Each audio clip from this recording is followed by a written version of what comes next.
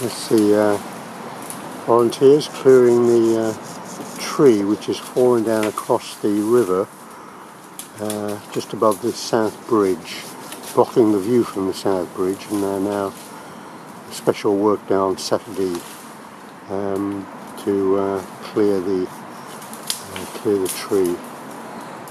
5 of them. I think what we'll do at the end, very end, if we're still here, we'll have all of us standing in the river, posing heroically. Without the waders on. Yes, in our shirts off. take your shirts off. What?